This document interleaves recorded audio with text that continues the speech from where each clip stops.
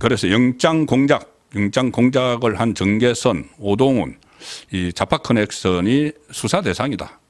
수사 대상이다. 이 심지어 이렇게 되면은 내란 혐의도 받을 수가 있다는 이야기가 지금 오늘 벌써 나오고 있습니다. 국민의힘에서 이걸 적극적으로 이제 문제를 삼는 분위기인데 대대적인 반격이 오늘 벌써 시작이 됐습니다. 윤상현 의원이 적극적으로 앞장서고 있는데 오늘 SNS에 글을 올려서 윤석열 대통령을 불법 사냥 이렇게 표현을 합니다. 오동훈 공수처장을 즉각 체포하고 수사하라는 SNS에 글을 올립니다. 그리고 국민의힘에서 계속 이 문제에 대해서 수사 필요성을 제기를 하고 있습니다.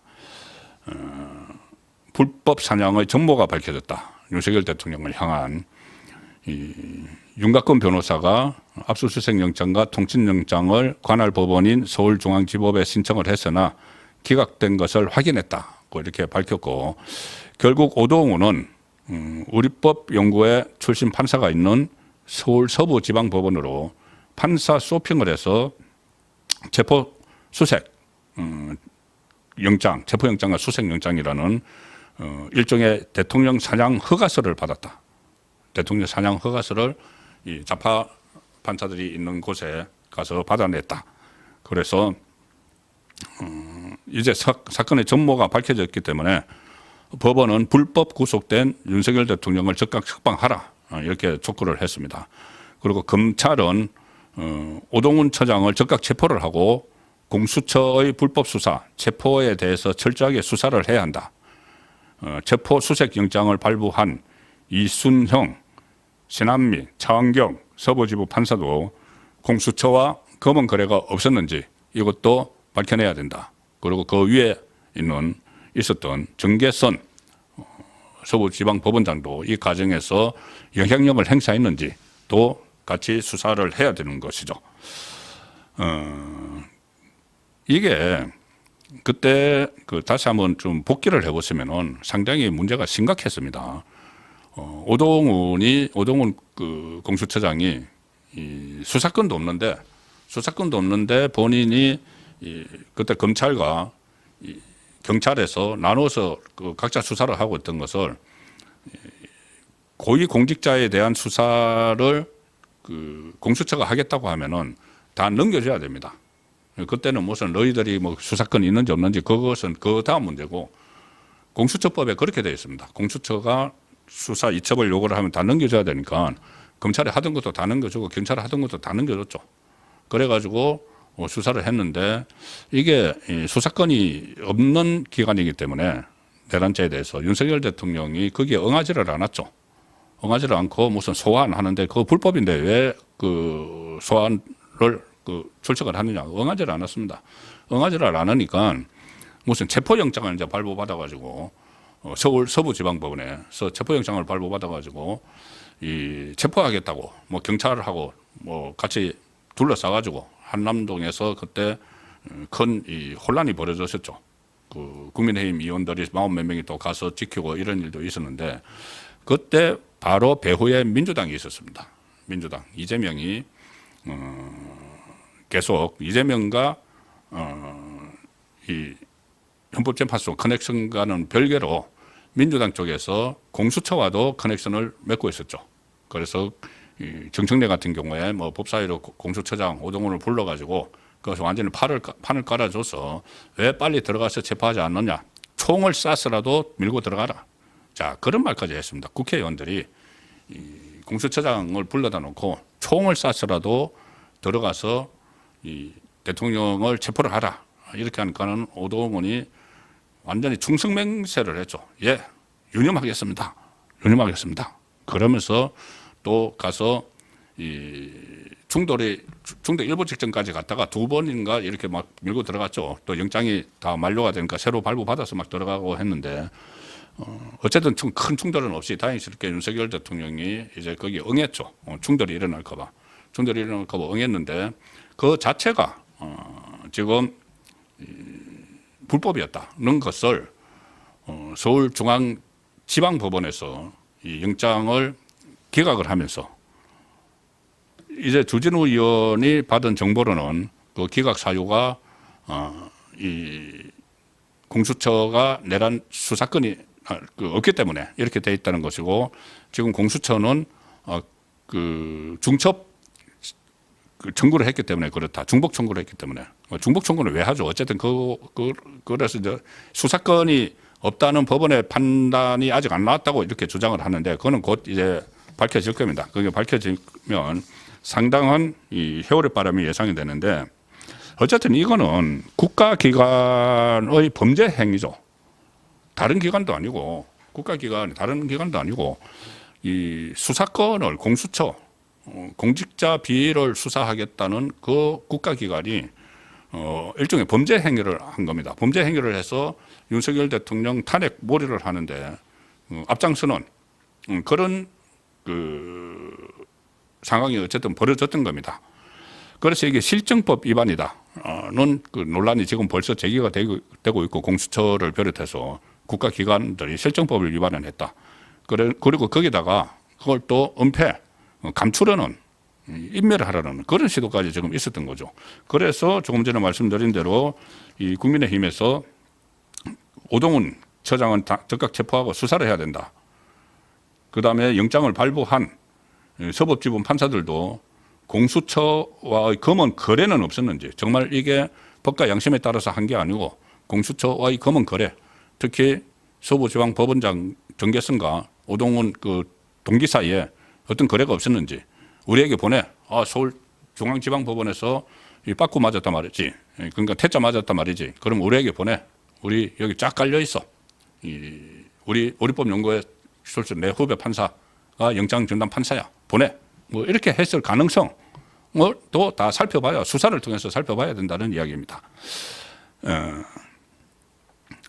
그래서 여러 가지 그 범죄 혐의들까지 지금 나오는데, 이 상황은 이 공수처가 영장 청구 과정에서 허위 공문서 작성, 공문서 행사, 직권남용 이런 것들이 적용이 될 수 있다. 주진우 의원, 그 법률가 검사 출신이죠. 주진우 의원도 그런 혐의가 적용이 될 수 있다는 점을 이야기를 했습니다. 법원, 검찰, 그리고 국민도 속인 것이고, 그리고 여러 가지 이 범죄 혐의가 적용이 될 수 있다는 이야기를 했습니다. 공용 서류 언닉죄, 공무집행 방해죄, 허위 공문서 작성죄가 문제가 될 수가 있다. 그런데 그것뿐이 아니고 내란죄, 내란죄와 관련된 행위까지 그 수사 대상이 될 수 있다. 내란죄. 윤석열 대통령에 대해서 지금 내란 프레임을 세우고 있죠. 왜 그러냐면은 대통령, 현직 대통령이죠. 대통령 국가 최고 통치권자인데 통치권자를 이런 식으로 해서 그 서류도 뺄 것은 빼고 막 속이고, 그래서 검찰에 보내고 불법으로 이렇게 구금을 한 것이 되면은 역시 내란죄가 되는 것이죠. 그대로 내란죄죠. 이거야말로. 허위 공문서 작성 및 행사죄. 이거는 공수처가 국회에 제출한 공문서에서 서울중앙지방법원에 윤석열 대통령 영장을 청구한 사실이 없다. 저번에 한번 논란이 됐을 때 영장 청구한 사실이 없다. 허위로 해신을 했죠. 그러면 이것은 허위 공문서 작성 및 행사죄가 되는 겁니다. 이거 중벌에 처하죠. 10년 이하, 7년 이상, 7년 이하의 징역, 금고, 10년 이하 자격정지, 이런 그 범죄 혐의가 되는 겁니다. 지금 국가기관이 이렇게 적용이 될 수 있는, 이런 혐의들이 적용이 될 수 있는 범죄 혐의를 저지른 것이죠. 저지르다는 일단 의혹이 제기가 된 것이죠. 그런데 지금 그 본인들이 공수처가 해명을 하는 것이 영장을 청구한 적이 없다가 아니고 기각당한 이유에 대해서만 지금 설명을 하고 있습니다. 물론 체포영장은 한 적이 없다. 체포영장은 바로 서부지방법원에 갔겠죠.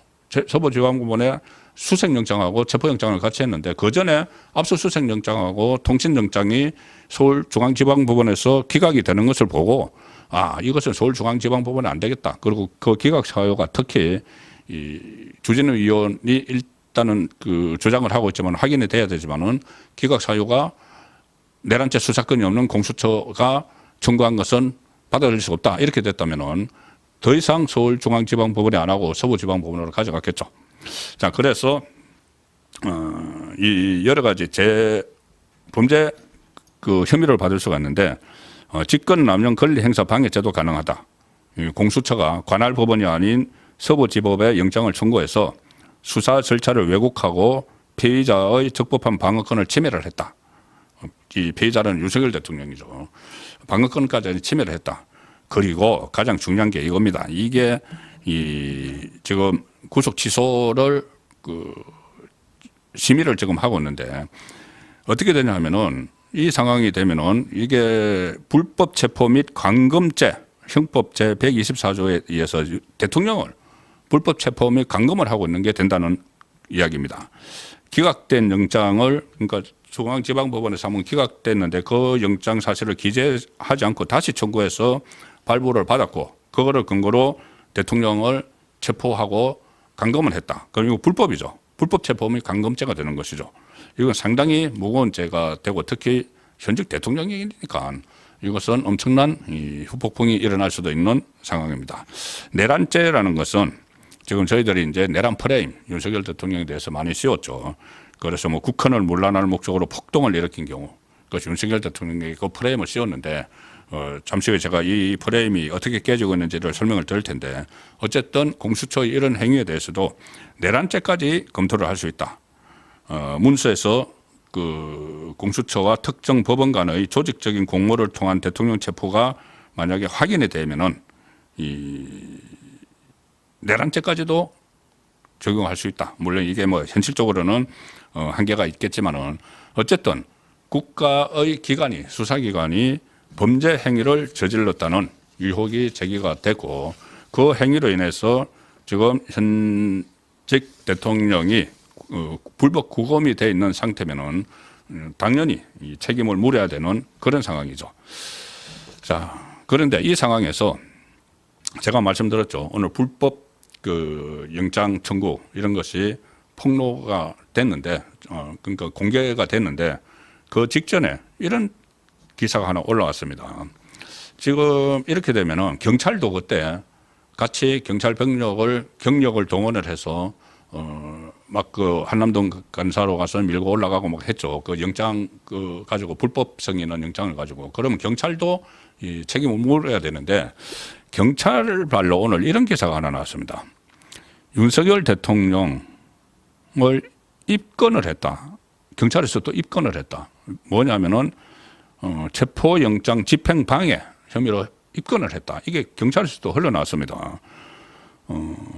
특수 공무집행방해 혐의로 경찰이 윤석열 대통령을 추가 입건했다. 대통령 경호처를 동원해서 자신에 대한 체포영장 집행을 방해했다는 거다. 그렇지만 현직 대통령 신분이어서 형사소추는 안 되죠.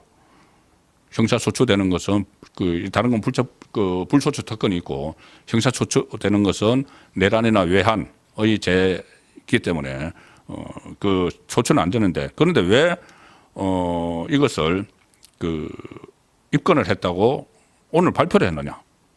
이게 일종의 망신적이죠. 그리고 윤석열 대통령에 대한 탄핵 심리가 이제 막바지에 들어가니까는 숟가락 얹기를 지금 경찰이 또 하고 있는 것이죠. 그런데 지금 그 이후에 일어난 상황을 보면은 경찰도 책임을 물어야 되는 것이죠. 그 공수처가 불법으로 발부받은 그 영장을 가지고 영장을 집행한다고 했기 때문에 경찰도 책임을 물어야 되는 상황이 될 수도 있습니다.